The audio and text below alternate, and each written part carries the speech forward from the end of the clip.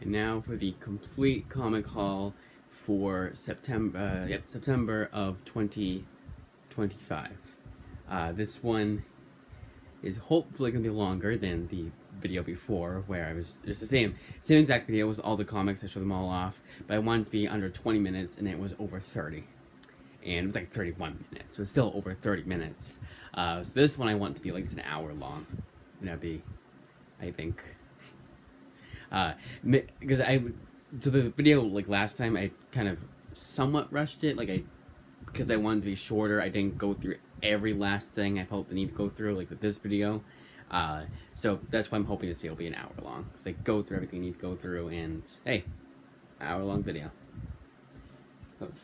Without further ado, let's get into it with the first book. And this one I get to talk a little bit more about right off the bat. This is Gracie's Ghost by Don Brown, written and drawn by Don Brown. It says it right in there, written and illustrated. Nice. I was pretty sure. Here's the artwork for Gracie's Ghost. Nice black and white artwork.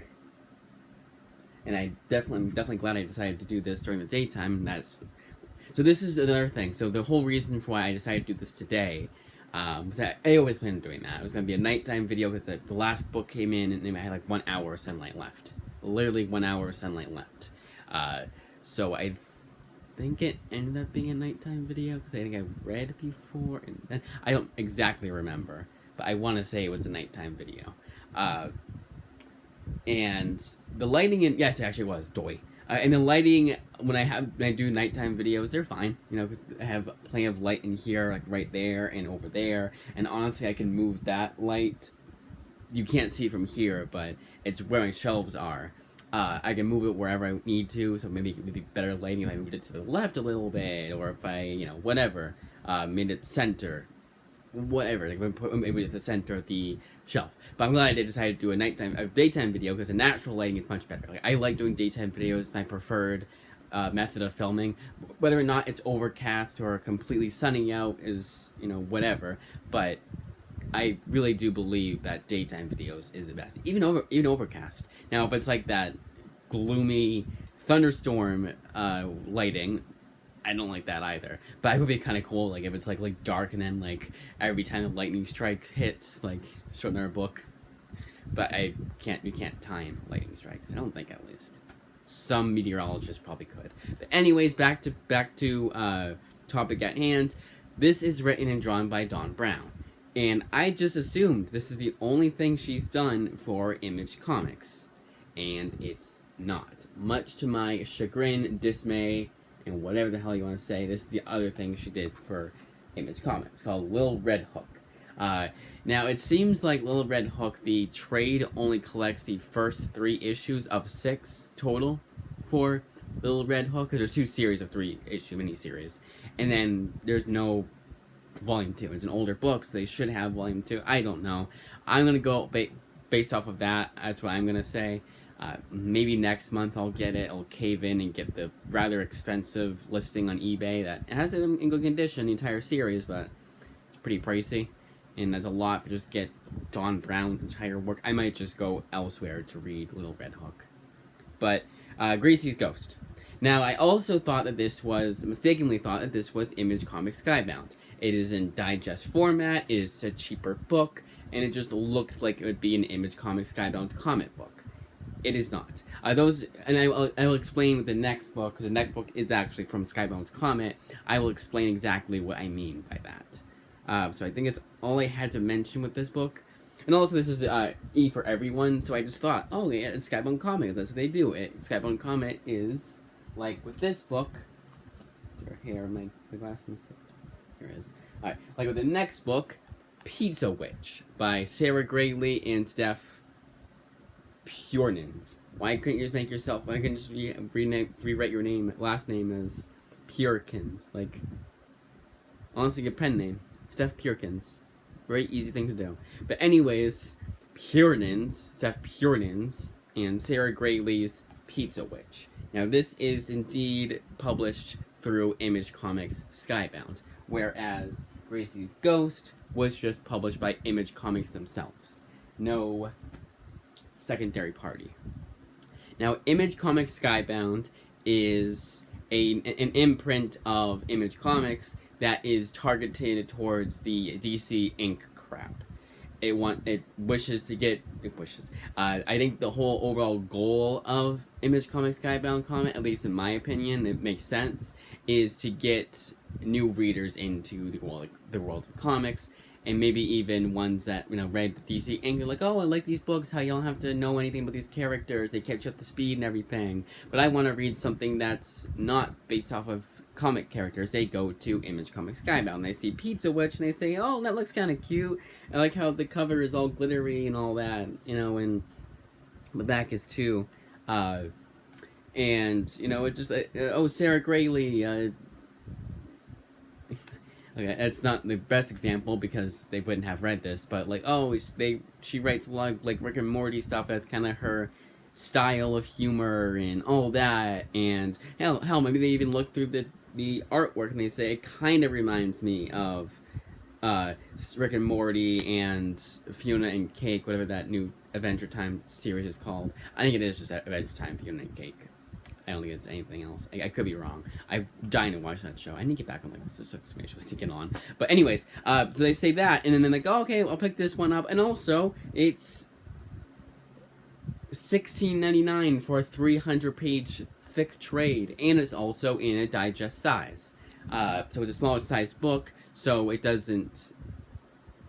So it's the same size as DC Inc. books, so it looks really uniform on the shelf. But they look like right next to one another. They look perfect. So it's the same size. It's for OCD people like me. It looks great on the shelf. But that's what Image Comics Skybound comment seems to be for me. And every book that has come from them, I've really enjoyed, thought were okay, and didn't like too much. But nothing I've absolutely hated.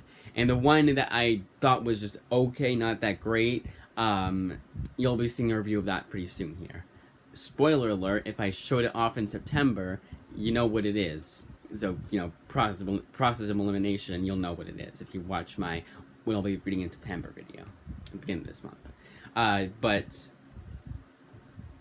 I think that's it.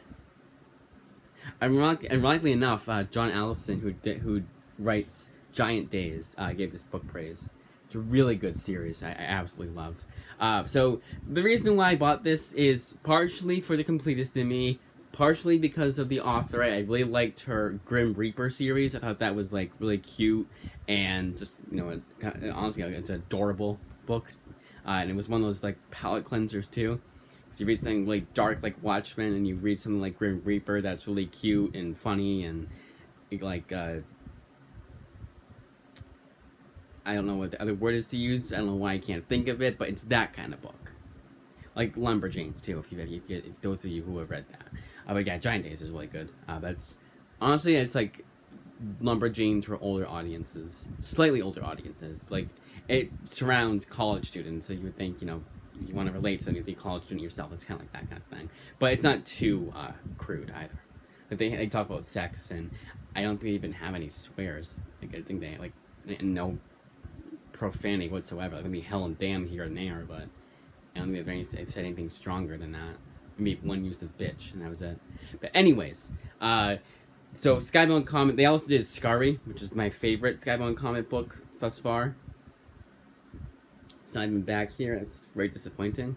But they have fucking Lego Ninjago here. Lego Ninjago. So I am a completist with these Skybound comic books. Lego Ninjago breaks that rule. I really don't think I'm gonna get that. And even then, the newest trade isn't coming out until March of 2026. So I have till then to process it and think it over. But anyways, Pizza Witch. I'll show the artworks. I don't think I did. Again, it has that style of artwork. You know what you're going in for with this. Although one thing I will give them credit for is that this is rated ages 14 and up. I thought it was 8 and up, like how it was for Everyday Hero Machine Boy. That was the same exact crowd as read that book. But yeah, as a Skybound Comet is, it's for that crowd. None of them, except for Lego Ninjago, Transformers, and Clementine, none of those, except for those books, are based off of any pre-existing material. Clementine is a spin-off from Walking Dead. You don't need to have read Walking Dead to understand Clementine whatsoever. Transformers, same thing there.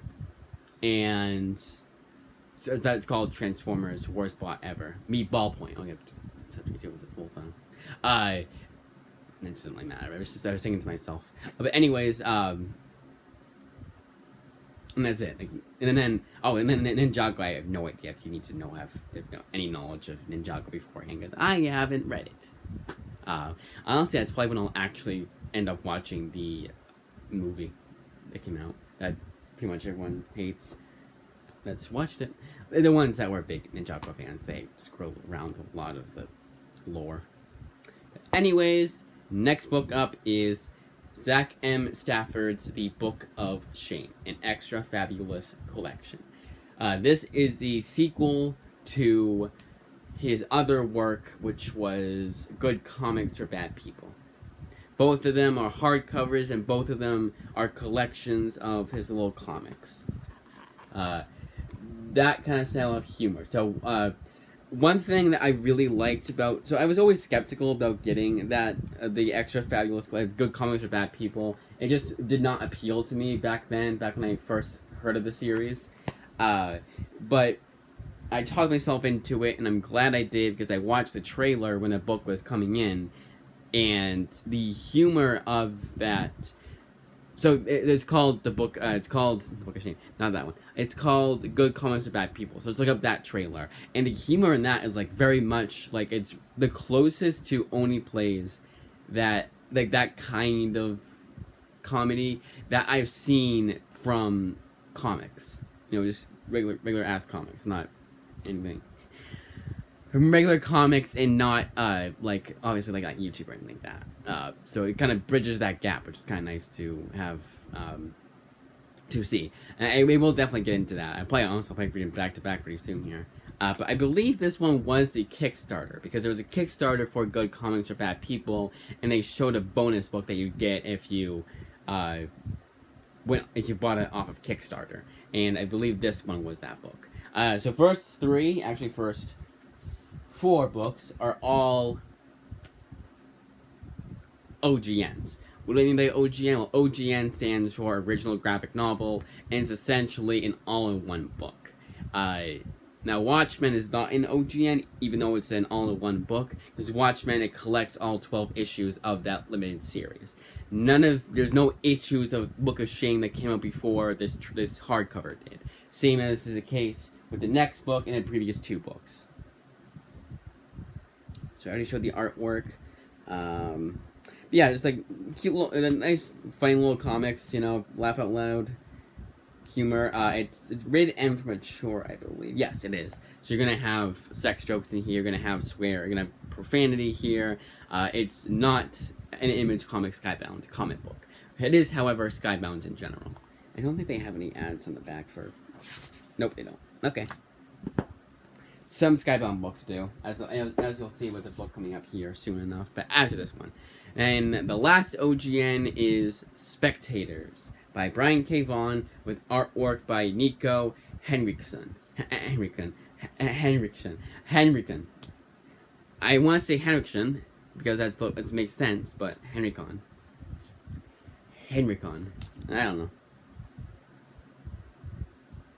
But this is a $30 book, hardcover book, and that is very disappointing that it comes in the size that it came in, because with the price I'm paying, it should at least be a standard size hardcover, like it was the case with Anzuelo by Emma Rios. Now, one thing I will give credit where it's due. First of all, it's Brian K. Vaughan, so it was already worth the price of admission, because I really like his work. He's one of those authors that I have yet to read anything from him that I've absolutely hated. Now, not everything is as good as Saga or Why the Last, or anything as good as what I finished at least. Saga's not finished yet, and I'm not caught up yet. But nothing as good as Saga, Paper Girls, or Why the Last Man. Not everything he's written is as good as those 3. However, I have yet to read anything I'm absolutely hated by him.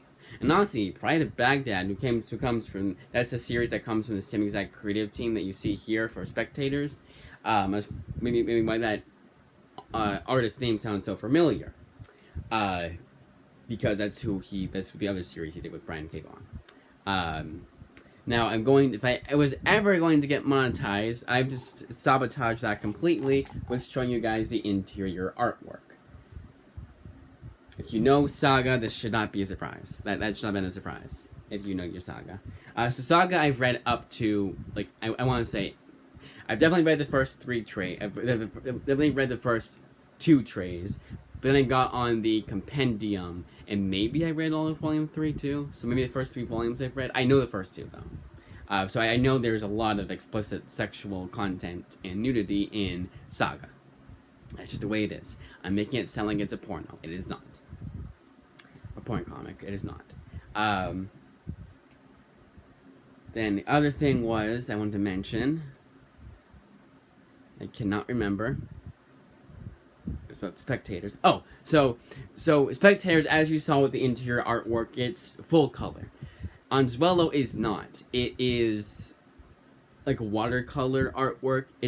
They call it something different. If you look up on Zwello on Amazon, they'll tell you what the art, even on Image Comics, they'll tell you the type of artwork that they use and type of watercolor, whatever the hell they use, that Emma Rios used to make her book of Unzwello. But it's standard size hardcover, over 300 pages, like is the case with Spectators. But it's $24.99, and this is $30. And Unzwello is a recent release too. So is this. It was just one of those things that really pissed me off when it came in, but it's worth it. It's Brian K. Vaughan. And it was the last thing I needed from him for Image Comics. For now, Saga is bound to come back. Skybound's to come back very, very soon. Probably in January, but not this year. No solicitations in December for Saga. Or before then. Alright, now on to these standard size trades. First up is Ultramega Volume 2. Now what I'm going to do is because I want to make this, I want to do something a little different here. I'm going to move this book up here. There we go. Perfect. Alright. Now back to Ultramega. Ultramega Volume 2. So this, along with the next book you'll soon see here, is a long time coming trades. This one has an excuse. 100% has an excuse for taking as long as it did for it to release their Volume 2. Because the issues are collected here, issues 5 through 9 of Ultramega took forever to come out. The series went on hiatus for a little bit. James Harren, who does the artwork and the writing here, along with Dave Stewart, who does the coloring for Ultramega, they were probably busy on other projects. It must have been, because it was a long hiatus. Honestly, for a long time, I thought Ultramega was just meant to be a 4-issue miniseries. It is not. It was meant to be a 9-issue miniseries. But it came back finally, and I'm glad it did. Because I am a completist, and I was not going to even read page 1 of Ultramega until Volume 2 came out, and I had it in my hands like I do now. So it's called, it's Ultramega Volume 2.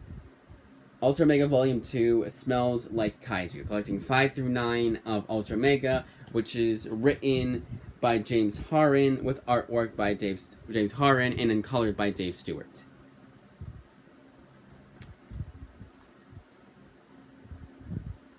That was it, right?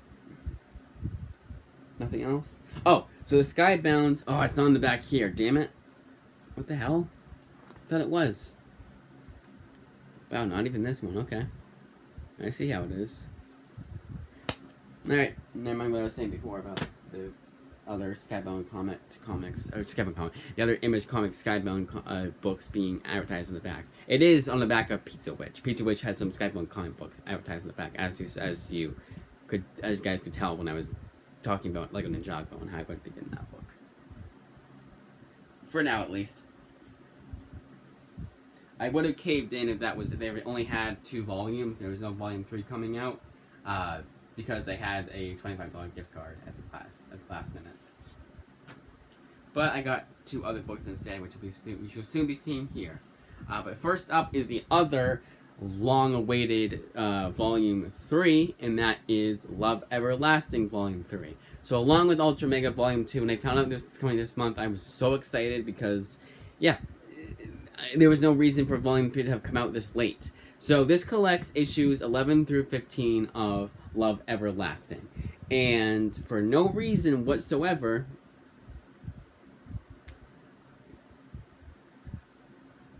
because issue 15 came out in June of 2024. And this trade comes out in September of 2025. That is not the case. Image Comics never waits that long. They're really consistent. You'll have some series like every Ghost Machine book and Spawn and like all those where issue is 1 through 6. That trade from the Volume 1 that collects 1 through 6 will come out. And then issues 7, 8, 9, and 10 have already come out well before that. So the trade comes out in September, issue 10 comes out a month before. And the trade only collects issues 1 through 6. Sometimes you'll get that. And that's why that's why you've not seen any Ghost Machine books in my comic hauls. Because it's bullshit that it takes that long for each volume to come out. But then you'll have like really they have Saga, where Saga, they'll wait for the trade to come out before they even announce the next issues. Same with Monstrous. Monstrous is a little bit different. Monstrous, like, sometimes they'll be like, oh, a few months later, here's issue 61. But they'll still have a trade come out before then. There's a series we'll soon see come up here, Assorted, I must say what it is. Assorted Crisis Events, issues 1 through 5. Trade comes out. Issue 6 is announced, but not coming out until November. So you have 2 months to get caught up, and then if you want to get the floppies, you get the floppies. I'm a trade waiter, so it makes even... So I have to wait even longer, so it does... Like, that's part of why I'm so pissed about that, too. But yeah, this one took so long to come out that I just bought issues 11 to 15 on the Kindle. They were cheap enough by that point because they've been out for so long. Alright. Now for the interior artwork. So it's written by Tom King. And Tom King is a writer that very hit or miss with, but is also drawn by Elsa Chartier, colored by Matt Hollingsworth. Let's hear it. Let's see what he said. Emma Price is the designer. If that makes that. They would be by it. But anyways, here's the interior artwork for Love Everlasting. Now, Tom King I'm very hit or miss with. And even his hits, I'm not super crazy about. As is everybody else. However, the one that I really like by him is Rorschach. I really dug that series. And between that and Strange Adventures, they both went at the same time. They're both released at the same time. Trades, hardcovers, and the floppies too. It was kind of funny, and they're both 12 issues too. But the thing about Rorschach is that not a lot of people seem to like that one, at least as much as they liked Strange Adventures. And I thought Strange Adventures was not as good as everyone was saying it was, but Rorschach was actually better. So very hit or miss with Tom King. He just sees that he's got a type, and it's very apparent. I am reading a series by him right now called Animal Pound that so far is not like Strange Adventures and Rorschach and all that. It doesn't have a lot of his tropes. The biggest tropes, at least. Some of them are in there, but some of his bigger tropes are not in there. It's kind of nice. You'll see my full review soon, but that was one praise I'll give it beforehand, is that it did not feel like a Tom King trope comic. And even Strange Adventures has that. Vision I remember really liking. I want to get back on that, though. I've got to get back on that, though. Reread that again, I mean. But anyways, Love Everlasting, Volume 3, collecting issues 11 through 15. Hornsby and Halo. So I do actually have 2 Ghost Machine Volume 1 trades. Hornsby and Halo and Rocketfellers Volumes 1. And also they are both written by Peter J. Tomasi. So I'll do Hornsby and Halo first. Oh, and they both collect issues 1 through 6. Both collect the first 6 issues of their respective series. So Hornsby and Halo Volume 1. Nope, nothing. Nothing like Hornsby and Halo Volume One Recharge. Just Hornsby and Halo Volume One. Collects 1 through 6, written by Peter J. Tomasi. So it was created by Peter J. Tomasi and Peter Snedgeorge. But what's really weird is that he's not credited as the artist. Peter Snedgelberg is the artist. Peter J. Tomasi is the writer. John Cleese is the color artist. And it makes sense of why am I so confident in my assumptions? Well, Peter Snedgelberg and John Cleese are credited with doing the cover. So, process of elimination. And I know Peter Snedgelberg is an artist.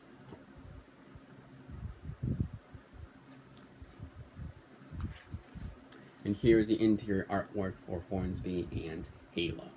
If you saw my initial overview of all these comics, you will know that I got a replacement. In the first book, there's a tear. Like it was like a triangle shape. It was awful. And it was like, I got this book brand spanking new from Amazon. How the hell do you manage to do that? And it was the only blemish though. Like no other blemishes. No bent corners, no warped pages, nothing else besides that. That's why for the longest time I was like, maybe I'll just, keep it and not care too much. But I was like, at the end of the day, I should not have to stand for that. So I got a replacement. And now, Rocketfellers. Rocketfellers Volume One, collecting 1 through 6 of Rocketfellers. Written by Peter J. Tomasi, but this time the story and art is also done by Francis Manapul. So story and words, Peter J. Tomasi, story and art, Francis Manapul. Color artist is John Cleese for chapters 3 and 4, and Ian Herring teams up with John Cleese for chapter 4 color art.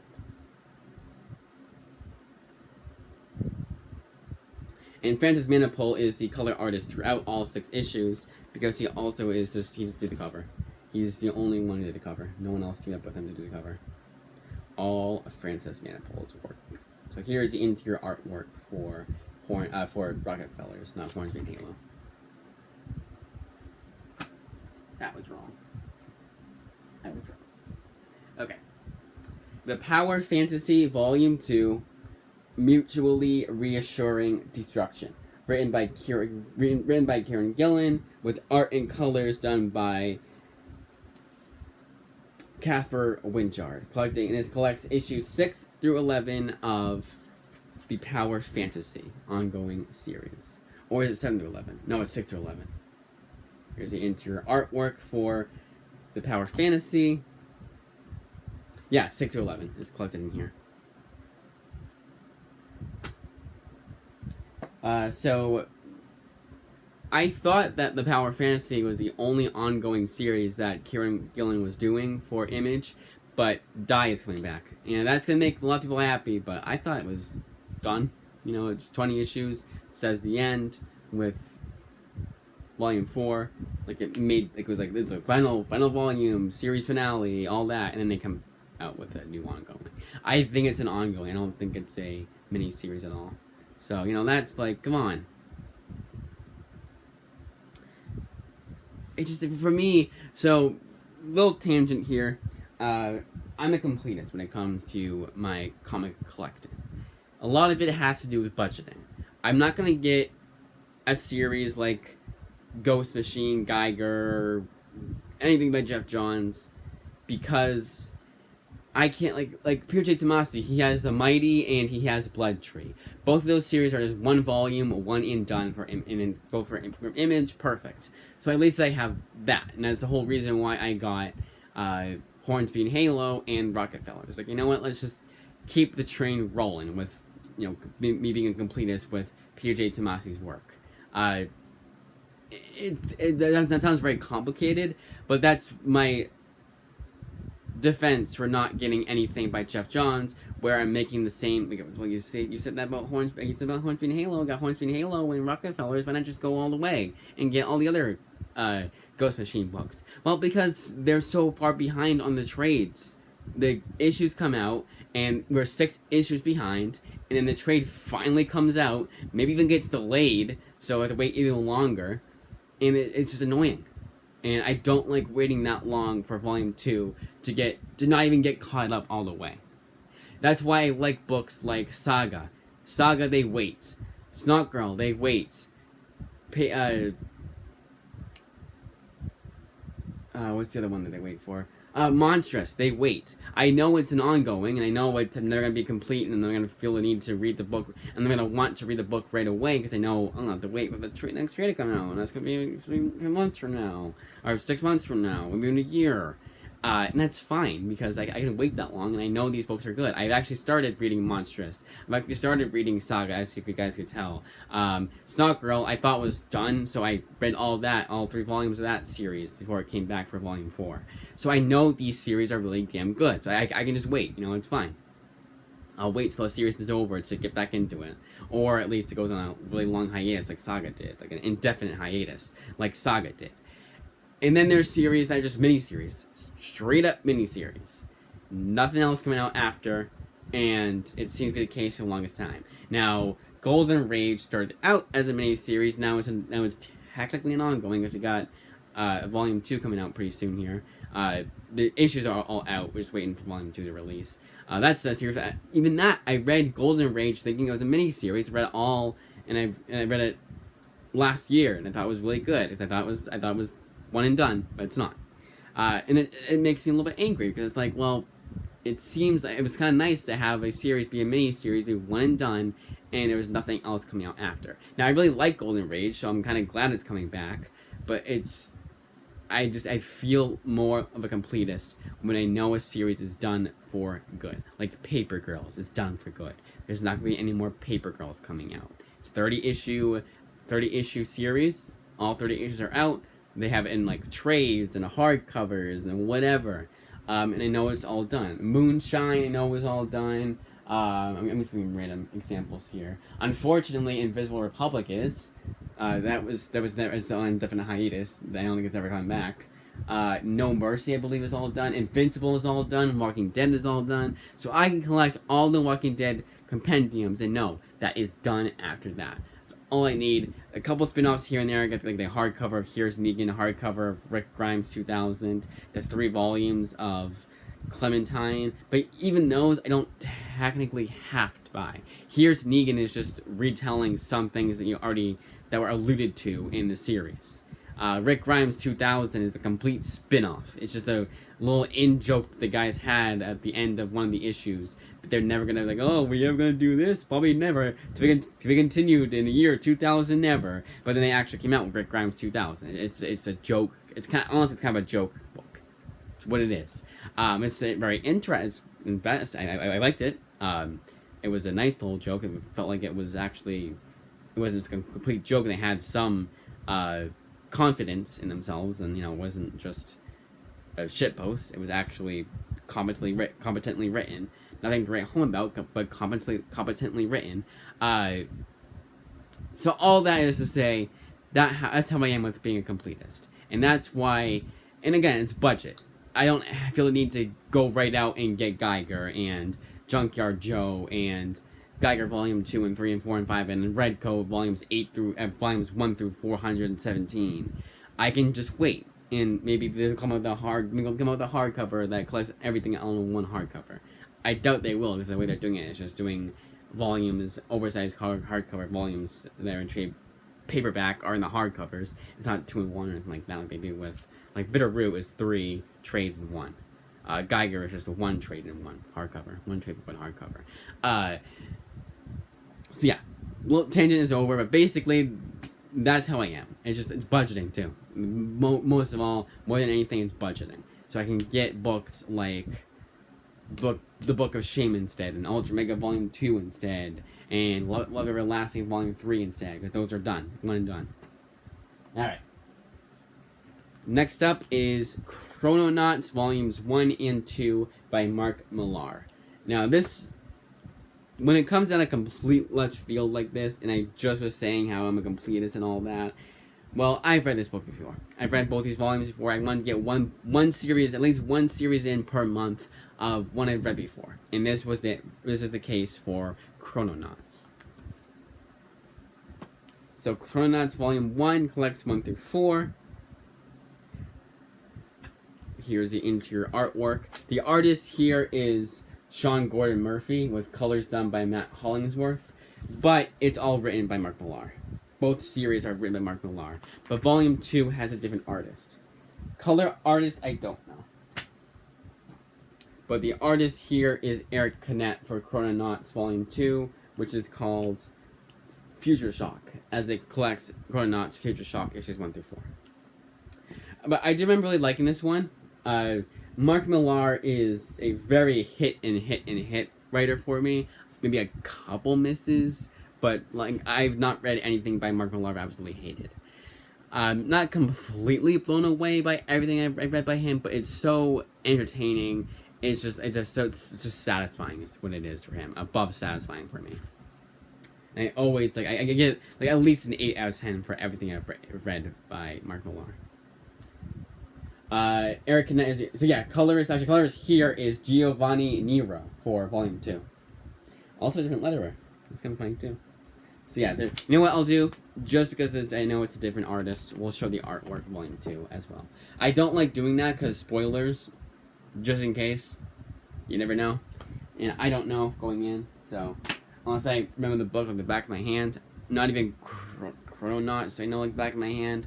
So I am very careful about showing the interior artwork. That's why I only do it once, and it's towards the beginning of the book. Ordinary Gods by Kyle Higgins, Volume 2. Now, this one was the last in stock on Amazon. Unless you want to pay $21.99 for a $16.99 trade, you have to go through third-party sellers. One of them I already recommend is Wonderbook. They go above and beyond. Now, they do not do what unless you buy more from them. So they put it in the same kind of packaging that Amazon does, but it's way tighter. And it's just like it's made for books. It's made for DVDs. It's made for what they sell. Amazon is just like, yeah, we use the same packaging we use for like clothes and whatever. I mean, used for like things that can't really break easily, but we're going to use the same packaging we used for that for graphic novels. And graphic novels, like they literally say on when the USPS will deliver, some third-party sellers say on the packaging, "Do not bend," and there is a little bend here on this trade. Honestly, when I heard that this was the last in stock, I expected a lot more blemishes. Can't really see it, can you? It's right here. There it is. It's very faint, but there's a little bend right there. Other than that, nothing too major. I was very happy to find that out. So Ordinary Gods Volume 2, God Machine, collects issues 7 through 12 of Ordinary Gods, and the series is written by Kyle Higgins and Joe Clark, with the artists being Felipe Watanabe and Daniel HDR. Yes, it's the same HDR as is 4K HDR, high definition resolution. I guess Daniel has a very high opinion of himself. I think it's just probably like Harold Dean Ratzenberger, and he doesn't want to write all that down, so it's just HDR. Kind of funny though. Colorist is Frank William. Clayton Cowell is doing the lettering. A lot of the books you saw before were lettered by him. He seems to be the Jordi Belair of letterers. Where Jordi Belair, you see her name in a lot of image books as a colorist, and then Clayton Cowell's as doing lettering a lot of image books. Books in general, but image books specifically. Here's the interior artwork for Ordinary Gods. This one was a long time coming. Again, the completist in me, I knew Radiant Black was never going to end, so I was like, well, we'll wait until it ends to get Ordinary Gods. But then I was like, you know what? Screw it. I have a gift card, so we're getting Ordinary Gods Volume 2 and Deep Cuts. This is a thick ass trade that I got on Amazon for $15. Cheaper than Ordinary Gods. At that point I was like, okay, the world's basically telling me, hey, get this book.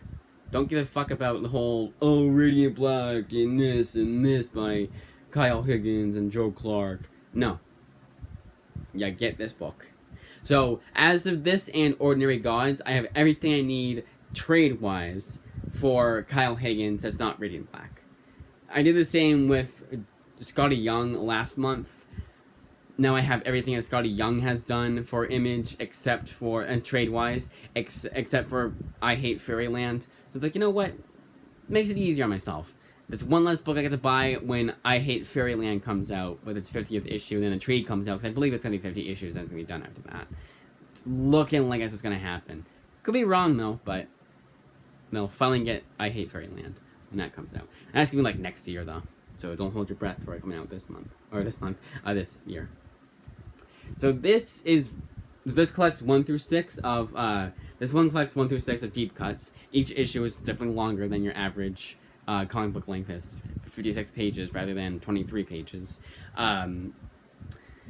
So this one already looked very interesting. It has to do with jazz, and it'll take place in different parts in time. Got New Orleans, 1917, Kansas City, 1940.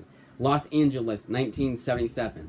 So, very interesting kind of... I like when books do that, when comics do that, and just media in general. They'll have different time periods all taking place simultaneously, and we'll jump back to each of the 3 within this series. I like when they do that, and it'll already pique my interest, and it has to do with jazz, too. And jazz is one of those things that I don't have a very jazz musician, but... I like it when I like jazz music in general. I don't go my way to listen to it, but I like it. Barry White, there we go. That's my favorite jazz musician. Very basic when it comes to jazz music, but I still like it. And, hey, there's a comic about jazz music. They actually do a few from Image are about jazz. There's Blue and Green, one other Leon, Notes on a Life, and then there's this. There's another one that I was going to get along with Deep Cuts. Could not remember what the book was. Couldn't remember what the author was. I remembered nothing.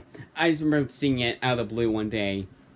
And I was going to get it that month, but I didn't add it to my wish list, so I forgot about it, and I have no recollection of anything. Hell, I don't even know if it was about jazz. It probably wasn't even about jazz. But here's Deep Cuts. To keep me interested until that time. To... be the jazz palette cleanser until I find that other book, which I hope I don't find until I'm already buying the books for October's comic haul. You know, like I'm buying them and I'm like, oh, that's where I found it. I don't remember what month the book came out in. Like it wasn't like December 2018. I don't remember. Yes, deep cuts as the interior artwork. Oh yeah, so written by Kyle Higgins and Joe Clark. And the artists are multiple artists. That's the other thing. You got multiple artists for this entire series because of the different time periods, which I think is really cool. I don't know if it's the same artist, like when it's issue 2, we're following the characters in New Orleans. I don't know if it's the same artists. I hope it is, so it stays consistent, but it's a lot of artists for 3 different, well, let's see. It's 6 artists, 1, 2, 3, 4, 5, 6, 7, 8. No, it's 8. So maybe there's like more colorists for one time period than there is for the other. I don't know. But here's the impeccable and amazing and not impeccable. Here's the outstanding artwork for this series.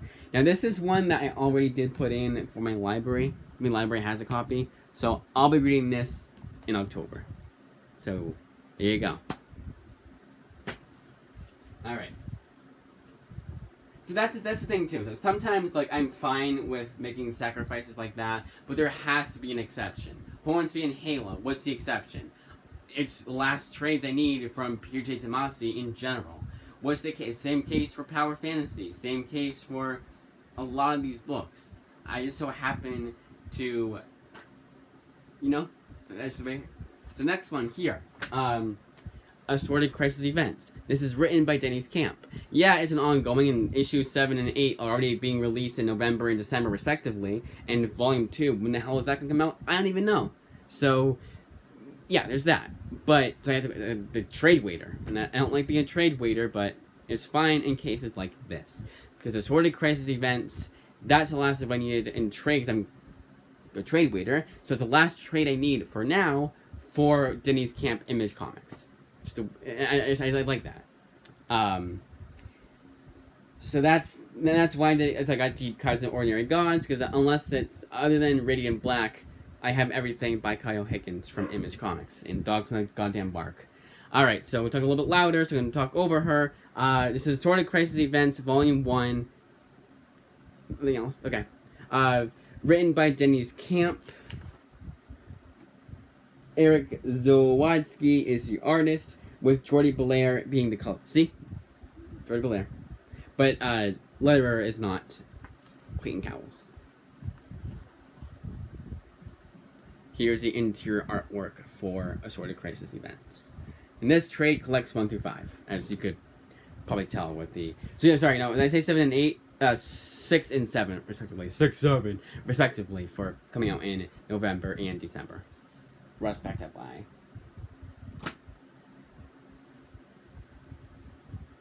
Next one breaks all the rules that I just implemented. This is Exquisite Corpses. I had my leftover.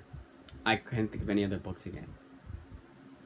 I already kind of regret getting this book. Kind of regret getting this book. Exquisite Corpses, Volume 1, written by James Tynion, Michael Walsh, and Pornzak Pachodi. So each issue is co-written by a different writer. Issue 1 is all James Tynion, with artwork done by Mike Walsh. But Chapter 2 is written by Michael Walsh with James Tynion, the fourth. Artist is Mariana Ignazi, with Michael Walsh. Chapter 3, co-written by Pornzak Pachodi, with James Tynion. And then artist here is Valentine Delandro, with Michael Walsh. Colors by Jordi Belair throughout. That was fine. I don't mind doing that. And it was $10 anyways, and I always want to support $10 Image Comic Volume 1 trades. So there you go. And actually, because I bought this along with Assorted Crisis Events. Sorry. This collects. Oh, look at that. This collects issues 1 through 3. So mention everything and show the interior artwork because the creators. Mention the thing. Okay, so also what was nice about this book was that the shipping was, the overall shipping cost was refunded. Not everything, but partially refunded because it's from my comic shop. And the more you buy from my comic shop, the cheaper the shipping is, because I'll take away more and more and more and more. So I think honestly, if you buy $100 worth of shit from them, free shipping. I don't know, but that I really like. It's not one or it's not double. It's not double or nothing. It's not. Oh, sorry, all or nothing. It's not all or nothing. It's not. Pay spend $100 and get free shipping. Otherwise, you're gonna have to pay for shipping, and it's gonna break the bank. No, my comic shop is like, hey, you buy 2 books, you already get a discount on shipping. And I bought my 4. So there's Exquisite Corpses. There was Assorted Crisis Events, Book of Shame, and the next book, Errand Boys. This is written by DJ Kirkbride, with art and colors done by Anikos Koustis, with the color flats being done by Mike Torres. Now, why, if I am a Image Comics or nothing kind of guy, for now at least, and it's been the case since May of 2022, so a nice little streak going too, with no real breaks taken, by the way. Now sometimes I would get like the boys omnibuses. I got a really good deal on those, so I had to buy them back in September of 2022. But it was along with other Image books too, so it wasn't a complete break. It was just, hey, I got some books from Dynamite along with Image books this month. So why, pray tell, did I decide to break my little rule technically and get a Dark Horse book? That's because these issues were originally published by Image Comics. This is a 5-issue miniseries. All 5 issues were published by Image Comics. But for whatever reason, when the trade came out, it's from Dark Horse. Now, this is another little tangent I'm going to go on, and that's me being OCD-ish. So on my shelf, you can't see from here, but I don't go, when I'm going, I usually typically go by author series, and then publisher. So Image Comics, I like to have all my Brian K. Vaughan books back to back. Now, when Spectators, I can't put that right next to Saga Compendium. I put that on the side of the shelf where all the digest size books are. I have some digest hardcovers that are the same size as the Spectators. So I put Spectators right next to a book called Son of Hitler. So also by Image Comics is also a hardcover digest size that's the same size, exactly the same size as the Spectators. That's how I am. I want all the Image books back to back, just like how I said. That's how I ordered them. Now, this is the only thing that's like DJ Kirkbride did for Image, so already I can just put it wherever I want to put it. But this is Dark Horse, so it's gonna go on the other side of the shelf, and it's gonna go wherever I want to put it. Hell, I may even just put it in my little shelf here. No, I'm gonna put it on the shelf. My little shelf here. A little closet here. No, I'm gonna put it on the shelf. Not in the closet. I'm gonna put it in the shelf. I'll at least do that. But yeah, very annoying. But here is the interior artwork for Errand Boys. It's one of those books that I just happened to come across, like that other book that I can't even remember the name of. Actually, I was looking for that book, seeing if I could find it. I couldn't. I found this instead. And it was funny. I was like, Errand Boys. That sounds familiar. Why didn't I end up buying it that month? And I remembered it when I already bought it on my comic shop. I was like, shit, that's why. So yeah. It's gonna look stupid on my shelf, but whatever. This is not gonna be on the side that's more visible. So when I'm laying on my bed, the shelf that's right across from me, I like to have it be the complete collections of series. Like all the books that are coming out right now from Brian K. Vaughan. Everything that Alex Campy has done for Image, I have on that side of the shelf. The other side is like Robert Kirkman. I know I'm never going to get everything Robert Kirkman did for Image, even if he stops doing Image books as of next year. I know that day is never going to come. So on the other side is like Invincible and all the other books I have from Robert Kirkman. That's the way I am. But hey, both shelves are full of Image books. So full, in fact, I just put some on the side. What's going to happen in a year from now? I don't know. I don't want to think about that. Alright. Last but not least, and we are an hour in. Okay. Well, basically an hour in. Last but not least is Harvest, written by A.J. Lieberman with artwork by Colin Lorimer, and this collects all 5 issues of Harvest that I previously had on the Kindle, but I decided my OCD ass could not stand not having this in hardcover in hard copy format, and hey, it's a oversized hardcover, omnibus size. I made a good choice. The longest time I didn't buy this because all the third-party sellers off Amazon were like, there's a blemish here, it's a big blemish here, no used like new, and I think if even there was a used like new, it was super expensive. So, but I finally found it, and this is like new condition, like it had like brand spanking new too. Like they had the little wrapping paper on it too, like the not wrapping paper, the little like the shrink wrap on it when you take that out, and it's really annoying too because it's sometimes so like tightly connected, wrapped around the I can't think of the word. It's so tightly wrapped around the book that you kind of have to use a knife to poke through it, and then you open it like that. Those of you who know your hardcover comics will know what I'm talking about. And that, as they say, is that. Now, for the last 8 minutes or so, how many minutes it is until this becomes an hour-long video, I am going to prattle on about things that are related to comics, but not technically. Like I'm going to talk about my comic shop. I'm going to talk about like the shipping for some of these books. So, my comic shop. I'm kind of in the middle about my comic shop. First of all, they're a last resort for me.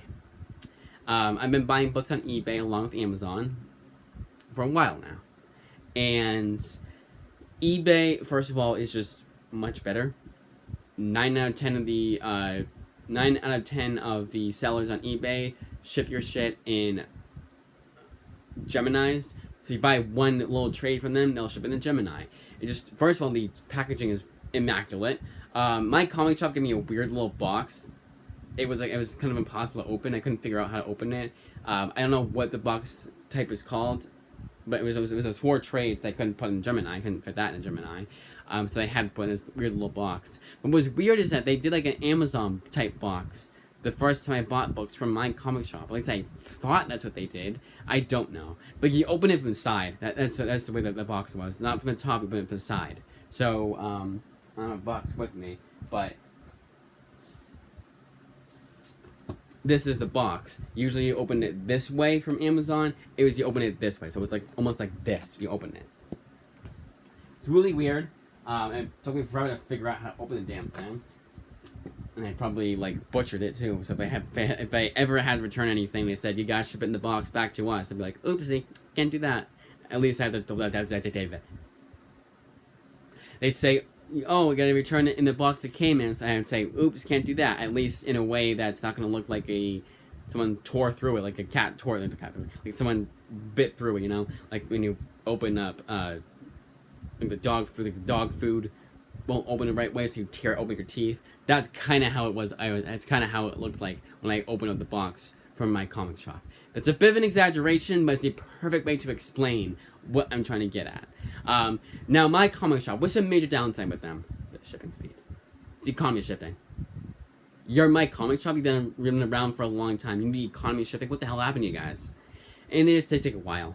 It's the half-price books of eBay sellers. Now, half-price books I got Chrononauts Volume One from, and first of all, they said used very good, and I'm always like, okay, what's the huge-ass blemish on it? Is it gonna piss me off, or I'm gonna be like, we're gonna take a deep sigh of relief that it's not that bad? I took a deep sigh of relief for Chrononauts because there's a little thing here, a little sticker residue they tore off, and then on the back here, little like little ticks here and there, like little bends here and there. Nothing too major. Now, the other thing about this book is that this book was one of the first books to come in. It was like 3 days shipping. It was crazy fast. So half-price books. Let's get on them now. So the last few things about my comic shop. Other than that, they're awesome. Again, the shipping speed makes up. They make up for it by cutting out the cost of shipping. The more books you buy from them, and they're pretty affordable too. Like nothing's overpriced. Like I got everything for like $40. I think it was like $40-50. It was crazy. And again, it's new books too. You get books before they come on Amazon. Like Assorted Crisis Events, I'd have to wait. Assorted Crisis Events, Book of Shame, and Assorted Crisis Events, and I have to wait till the 30th of September from Amazon. And I already got them now. I get them early. It's worth it. At the end of the day, things like that make purchasing from my comic shop worth it.